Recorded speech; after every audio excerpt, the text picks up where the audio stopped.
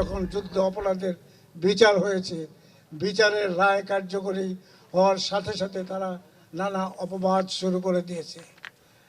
আমরা তো মনে করি যে আমরা এখনও তাদের চেয়ে অনেক বেশি সভ্য বলেই কিন্তু এখনও কিছু করি নাই, কিন্তু সভ্যতা আর রক্ষা করা সম্ভব নয়।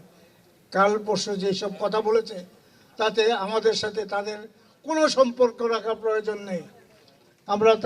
আমরা তাদের চেয়ে অনেক, ইনশাল্লাহ অনেক উপরে চলে যাব, কিন্তু তাদের সাহায্য আমাদের দরকার নাই।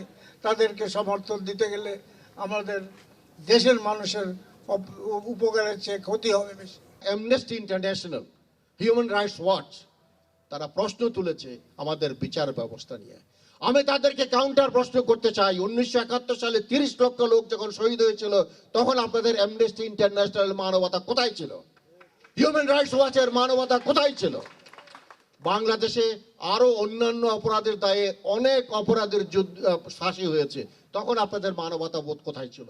মাত্র 2 জন বা 4 জন পাকিস্তানি দালাল যুদ্ধ অপরাধের বিচার হওয়ার সাথে সাথে আপনাদের মানবতা বোধ জাগ্রত হয়েছে। কাজেই আমাদেরকে জাতিগতভাবে বিভক্ত করা যাবে না, আমাদের জাতিগতভাবে একত্র থাকতে হবে। এটা একেবারে পরিষ্কার। এই ষড়যন্ত্রের পিছনে কাজ করছে পরাজিত রাষ্ট্র পাকিস্তান।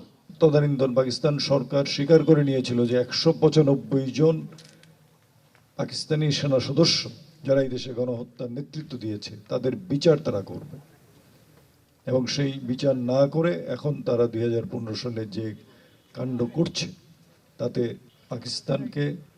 পাকিস্তানের সার্কের সদস্যপদ বাতিল করা দরকার এই কারণে যে পাকিস্তান বাংলাদেশের অভ্যন্তরীণ বিষয়ে শুধু হস্তক্ষেপ করছে না, তারা এই মানবতার বিরুদ্ধে অপরাধকে সমর্থন করছে। এবং শুধু সার্ক থেকে নয়, জাতিসংঘ থেকে পাকিস্তানের সদস্যপদ বাতিল করা দরকার।